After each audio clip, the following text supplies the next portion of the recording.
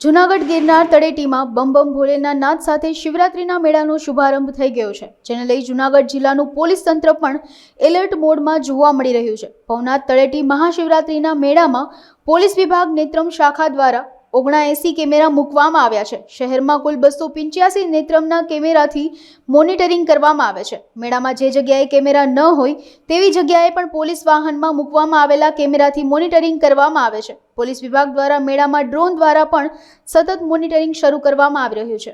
શિવરાત્રી 2024ના બંદોબસ્તમાં અહીંયાથી CCTV control રૂમથી monitoring કરવામાં આવે છે।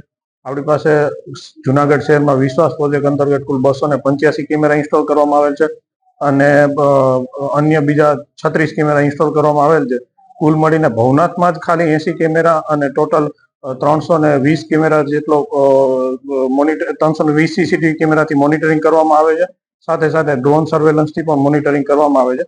24/7 પોલીસ સ્ટાફ છે એ સીસીટીવી કેમેરાથી મોનિટરિંગ કરે છે। કાંઈ પણ એવું ઘટના બને, અઘટિત ઘટના ઘટે તો તાત્કાલિક જે તે પોઈન્ટના વિસ્તારના અમે અહીંયાથી વોકી ટોકીથી જાણ કરીએ છીએ અને એનું તાત્કાલિક નિરાકરણ કરીએ છીએ। કોઈ વ્યક્તિ ગુમ થઈ જાય, કોઈનું પર્સ ગુમ થઈ જાય અથવા તો કોઈના બાળકો ગુમ થઈ જતા હોય એવા કિસ્સામાં પણ આપણે અહીંયા સીસીટીવી કેમેરાથી એને મદદ કરીએ છીએ અને શક્ય એટલો હેલ્પ કરીએ છીએ। મહાશિવરાત્રી 2024 ભવનાથ ખાતે ગઈકાલે તારીખ 5 થી આ મેળાનો પ્રારંભ થઈ ચૂક્યો છે।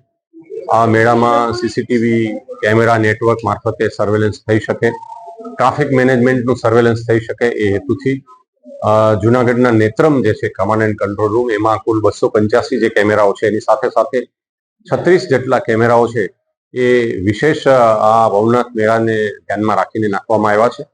આ તમામ કેમેરાઓમાંથી 79 જે કેમેરાસ છે એ અહીંયા માત્ર ભવનાથ એક્સક્લુઝિવ મેળાનું એ સર્વેલન્સ કરી રહ્યા છે। સાથે સાથે ભવનાથ અને અંદર પ્રવેશવા માટે સોનાપુરીથી શરૂ કરી દામોદર કુંડથી જિલ્લા પંચાયતના ગ્રાઉન્ડ સુધી જે સિંગલ રસ્તો છે એન્ટ્રીનો અને એક્ઝિટનો, એમાં ટ્રાફિક મેનેજમેન્ટ માટે પણ ડ્રોન દ્વારા સર્વેલન્સ થાય એના માટેની પણ વ્યવસ્થા કરી છે। ડ્રોન દ્વારા લાઈવ અહીંયા ફીડ મળે એ માટેની પણ વ્યવસ્થા અહીંયા કરેલી છે ને એના દ્વારા સર્વેલન્સ થાય છે। એનાથી ટ્રાફિકને અહીંથી ઇન્સ્ટ્રક્શન મળે છે કે ક્યારે રસ્તો બ્લોક કરવો અને કેટલા લોકોને ક્યાંથી અવર જવર કરવા દેવી। ત્રીજી અગત્યની બાબત એ છે કે ગુજરાત પોલીસનું જે પ્રહરી વાહન છે એ માનનીય ડીજીપી સાહેબે જુનાગઢ પોલીસને હાલ ફાળવેલું હોય એમના મારફતે પણ એવા રૂટ છે કે જ્યાં કેમેરા નથી નેટવર્ક સીસીટીવીનું, એવા વિસ્તારમાં પ્રહરી વાહનમાં લાગેલા 360 ડિગ્રી જે કેમેરા છે, ફિક્સ કેમેરા છે, એવા કેમેરા દ્વારા પણ હાલમાં સર્વેલન્સ ચાલી રહ્યું છે।